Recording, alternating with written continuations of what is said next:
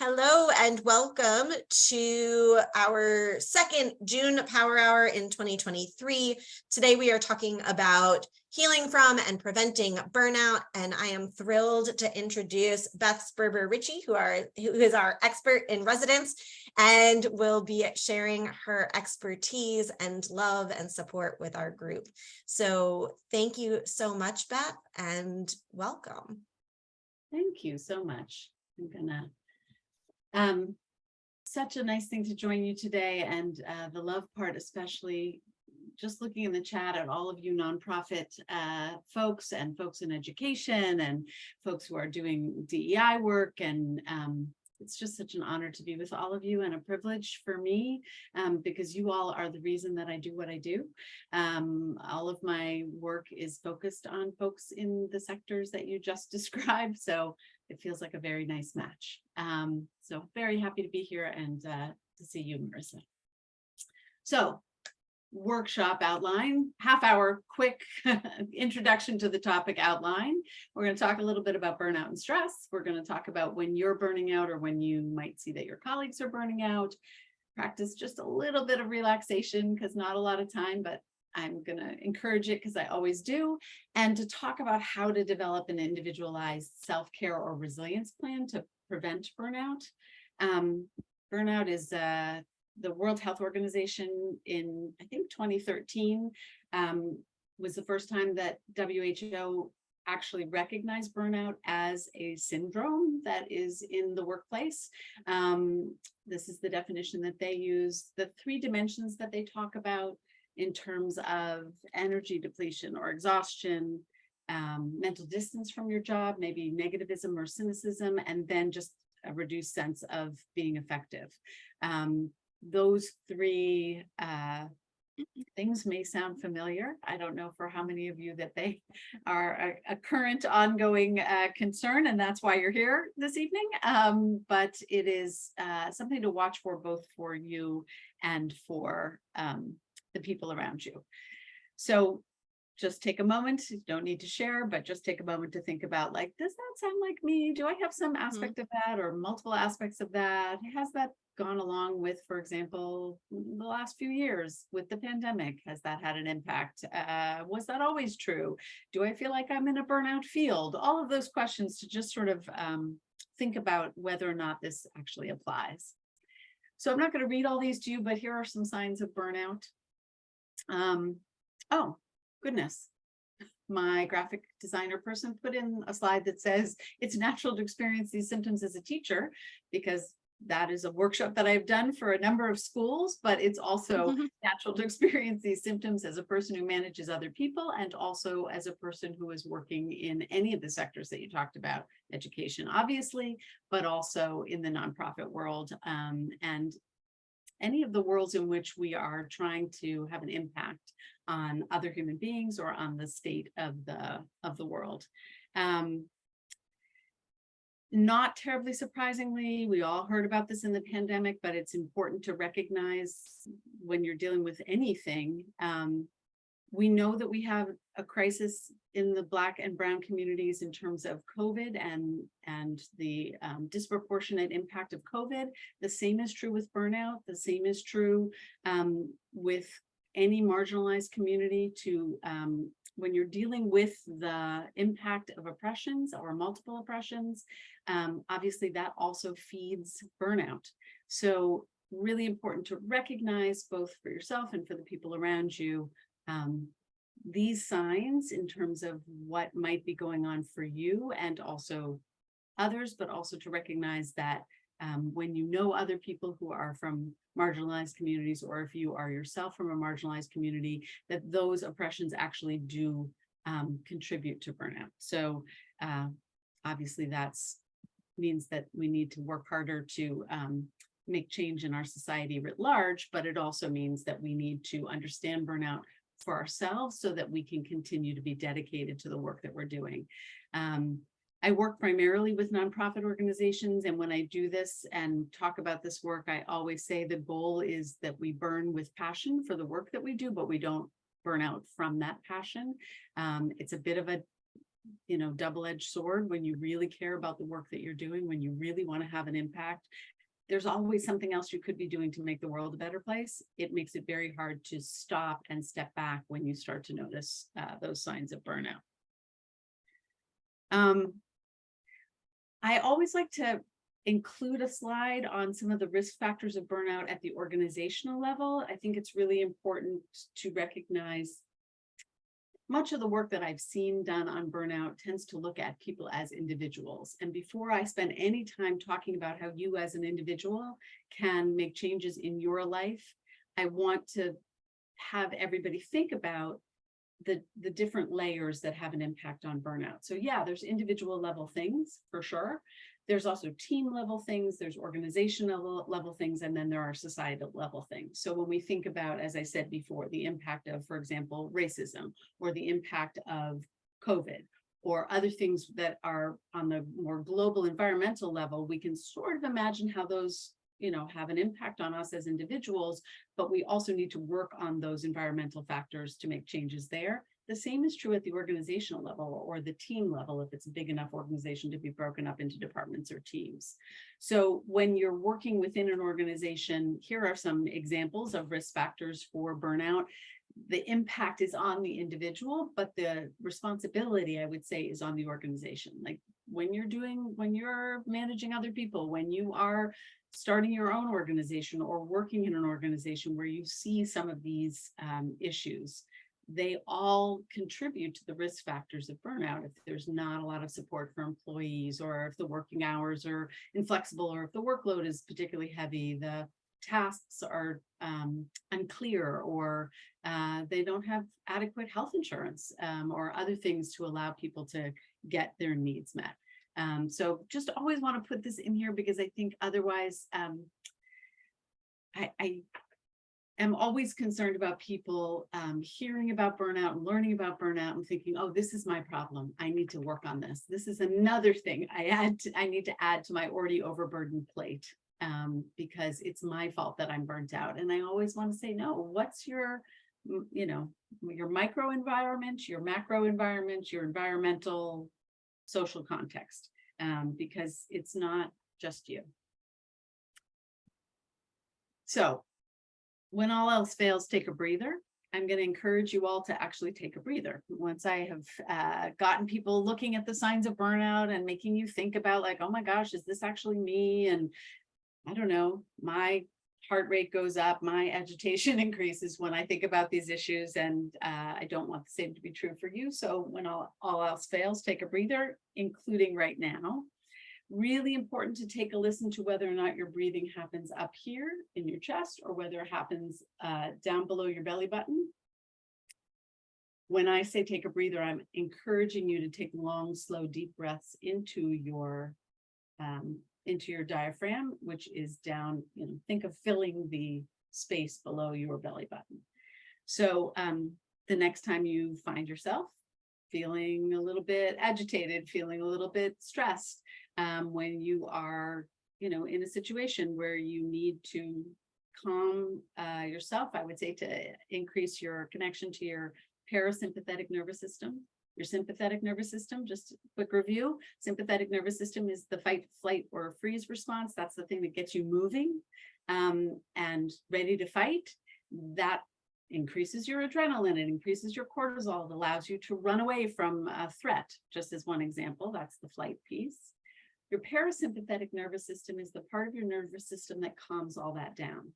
So one of the great things about flight, right, is that if people are either in a fight situation or a flight situation, is you're doing something physically with your body that allows the parasympathetic nervous system to hook in, which then calms all of the stuff that's pumping out of your brain, or rather that your brain is pumping out of your adrenal glands and the other parts of your body that is dumping cortisol and adrenaline into your system. So engaging the parasympathetic nervous system is what calms that down. You could do that by doing something physical. So I noticed, Marissa, you had on your little thing, this is a great moment when you are on hold on Zoom in the waiting room. This is a great moment to grab a cup of tea, or, maybe do some jumping jacks. Doing some jumping jacks is a great idea when you want to engage that parasympathetic nervous system. but also taking deep breaths and taking a moment to drop into what does it feel like to come into this present moment can be super helpful. So Marissa already said, if you're comfortable with your screen off, that's fine. If you want to put it off now to do something that's going to be maybe not look as attractive, that's fine too. I will stay on screen so you can all look at me doing it as we go.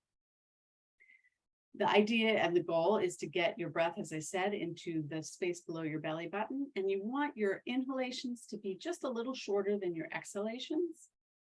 Some people talk about thinking of a calming word to think about. You know, maybe you breathe in, you know, love, and you breathe out calm, or vice versa.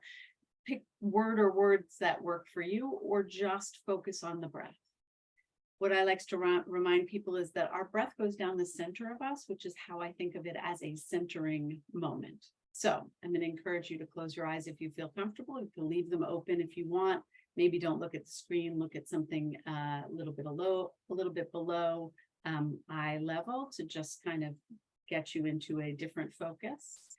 And I'm going to encourage you to breathe in to the count of 4, 2, 3, 4, and out 2, 3, 4, 5, 6, and again in 2, 3, 4, and out 2, 3, 4, 5, 6, and one more without my counting, so you can go at your own pace.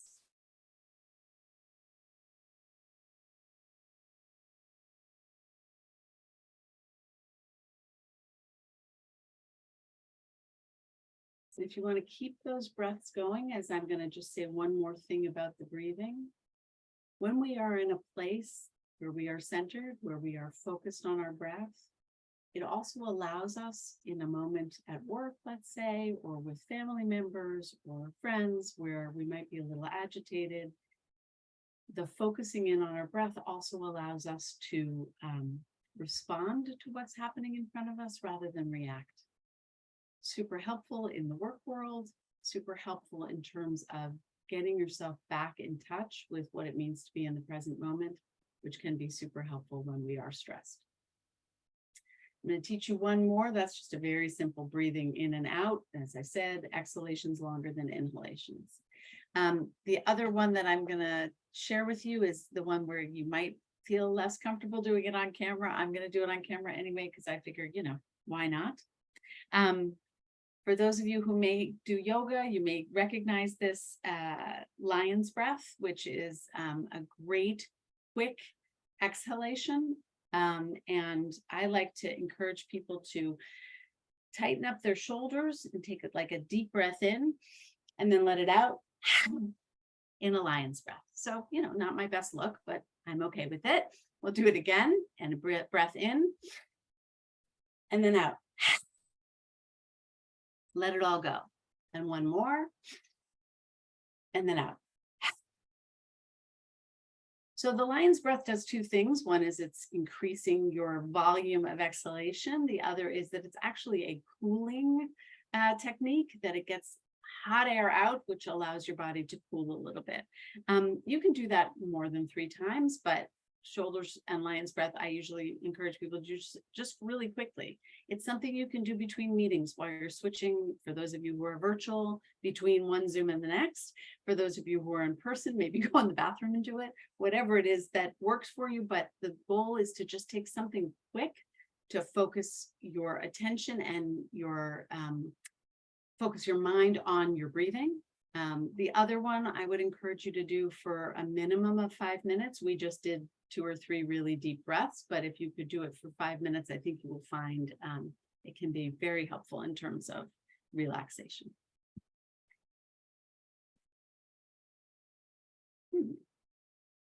Okay, my PowerPoint decided it was so relaxed that it's not responding. Let's see if we can get it to. All right, I may need to stop it and move it forward, and then we'll come back. Let's see if I do it again. Maybe it'll move forward. Let's see.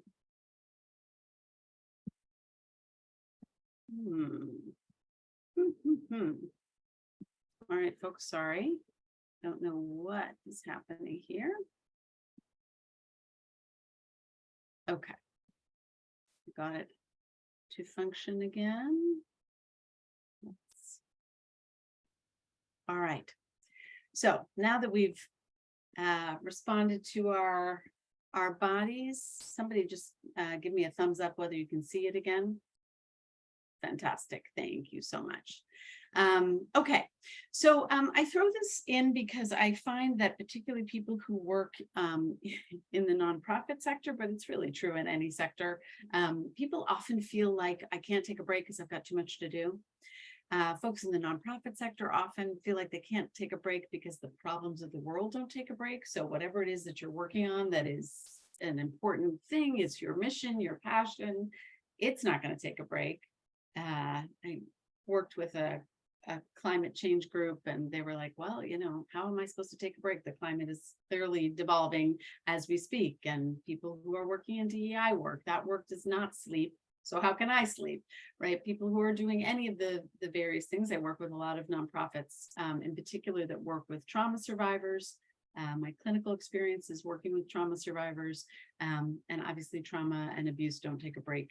So how can I? And yet, when we look at the research, it actually shows us that breaks can increase our productivity. They also can allow us to heal from burnout. Our bodies, many of you may know that we sleep in 90-minute cycles. Maybe some of you don't know that, but for those of you who do, throughout the night, your brain is basically waking up every 90 minutes. Your brain waves go up to a non-sleeping state. We're not always conscious of it, but it's happening in 90-minute cycles all night long. There's new research that really shows that the same is true actually when we're awake, that the idea of being constantly productive, which I think both as a capitalist society, we are encouraged to be productive all the time, and our value and worth is connected to our productivity, but also just in general, like this is a sort of a focus on, again, for folks who are working on difficult problems, that it's not taking a break, so I can't. Physiologically, our bodies are kind of in that 90-minute cycle, even when we're awake, and we're supposed to sort of pulse between being productive and restoring and renewing. So we tend to just go, and we often override the symptoms that should tell us to slow down. We get tired, so we drink caffeine, or we have some sugar, or we do something to kind of override those signals that we actually should be slowing down and taking a break. There's a bunch of different pieces of research that I wanted to highlight. I'm not going to go through all of them, but you can read them, that showed that in different fields and in different kinds of tasks, giving people more breaks, people getting more sleep, people getting naps, all have had a positive impact on their productivity and their ability to do their job. With students who, their memory test results increased when they took naps. My favorite one, I think, is the Ernst & Young study that showed that for each additional 10 hours of vacation that employees took annually, their year-end performance rating from their supervisors actually went up 8%, which I thought was terrific. Also, frequent vacationers were significantly less likely to leave the firm, which is a great thing to recognize, both as a manager and as an employee yourself, that actually what can sustain you in the work is taking those vacations and is taking breaks. When I work with nonprofit groups, I'm always asking questions that nobody wants to answer, like, okay, tell me about your vacation. Did you bring your laptop on vacation? Do you answer emails on your phone while you're on vacation? How much time are you taking that is actual vacation? Is your organization, do people cross-train so that you can actually fully take a break because you're on a vacation and somebody else is able to do the work, answer the questions, make the decisions that otherwise would be yours? So another a piece to think about if you're feeling burnt out is, are you taking your vacations? Are you fully taking them? There's a whole bunch of research on psychological detachment from work, even in the everyday of, taking a weekend where you're actually not producing and you're not at work, turning off your computer at a certain time of day. It's been particularly difficult, I think, for folks who are working from home or who have been working from home during the pandemic, to separate out what is actually work time and what is home time and what is the rest of my life. So just important to remember that while it might feel unproductive, it actually can increase your productivity.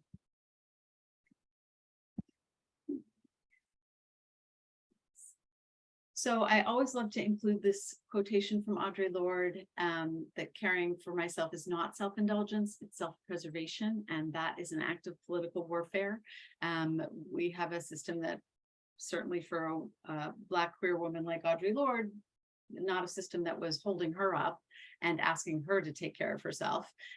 So that is what she meant by an act of political warfare. I think of it as so important that people think of self-care as being like a bath bomb or getting a massage or going to a spa, but those are only for people with privilege, and I don't have that privilege to be able to take care of myself. And I always say it's about preserving yourself, and for those of you who are doing important work, preserving yourself and sustaining yourself so you can keep going and do that important work.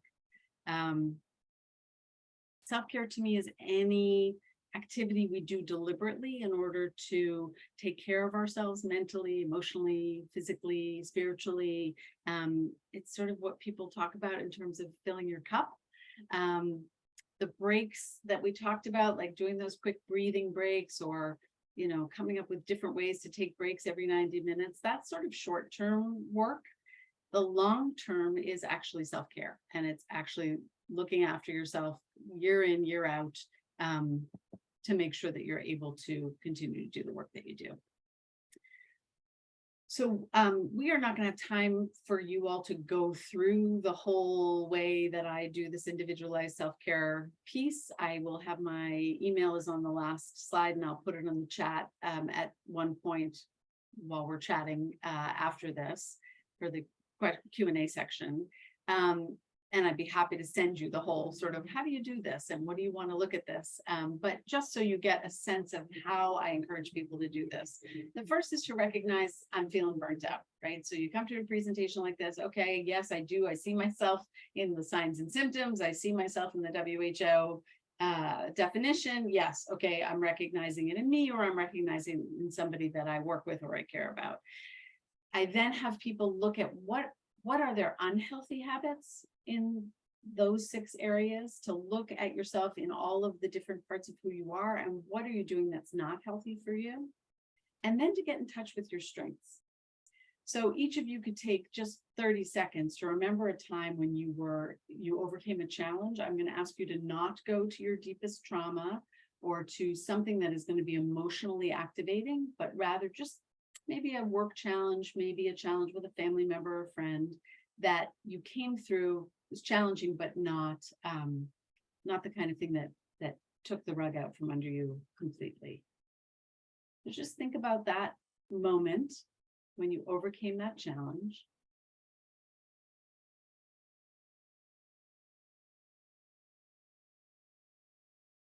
And then think about what strengths of yours you used to overcome that challenge. What did you learn about yourself in that time period? Were there new strengths that you developed that you had not known you had? Did you have more strengths maybe than you had realized? And once you have the picture of the strengths, to think about that most resilient version of you as a sort of a goalpost to work towards. How do I build that most resilient part of me, or that most resilient version of me, using the strengths that I found during some challenging time in my life? And then I would encourage you to develop a plan to make small, healthy changes in all of those same areas that we've identified unhealthy habits, to really look at your life in all of its parts and really help you start to develop a plan. Small changes are good. I know people want to go in and, throw over the whole thing and start over again. I'm not going to encourage you to do that. I am going to encourage you to pick, 1 or 2 things that you think you actually could make a change on, and then make those changes. So I'm not going to, as I said, if you want this how to do it. I'm going to skip through it quickly, but if you want it, I will give you my email and I'd be happy to send it to you. Most of you probably know about SMART goals, so I'm not going to talk about it for too long, but just to remind you that when you're making those small healthy changes, the way you make them actually happen is to make them specific and measurable, et cetera, et cetera. I'm also a big fan of accountability buddies. So finding somebody else in your organization or finding out somebody in your personal life who is going to actually hold your feet to the fire on this. And if you say, I'm going to do this thing, I love to read, I love to read fiction. I read nonfiction for work, but I love to read fiction. It's really relaxing for me, but I don't have time for it. Okay, that it's really relaxing for you. You really want to do it. How do you do that? Okay, I'm going to join a book club is one way to have accountability because other people will show up, right? I'm going to say I'm going to read one book a month because that's specific. It's measurable. I think it's attainable. It's, time-based. I'm going to know by the end of the year, did I read 12 books, et cetera, et cetera. So you have an idea of how to go through this. I think the important thing that I always like to point out to folks about self-care is that it should not turn into yet another thing to check off on your to-do list and another thing to stress you out. I'm always afraid of inducing self-care guilt, like, oh, I didn't do my self-care thing and now I feel bad about myself because I didn't do my self-care thing. That is not the goal. I definitely do not want you all to walk away from this feeling like, oh, great, now I have to do yet more work on myself and make myself better. But the pieces that will feed you, the pieces that will lift you up, those I want to highlight and encourage you to do. As I said, there's my email. I'll put it in the chat as well if you want that sort of breakdown of some suggestions on healthy practices that you might want to make shifts on. I also write a monthly newsletter / blog, since I both email it and put it on my blog, so I never know what to call it, on this topic and on how to stay on purpose, whatever your purpose is. So if you would like that, you can send me an email at that email address with subscribe in the subject line. So that was a very, very fast introduction to burnout. I'm happy to talk more about any of the pieces of what we just talked about, but also to answer questions if folks have it and to go in more depth on anything that sounded interesting.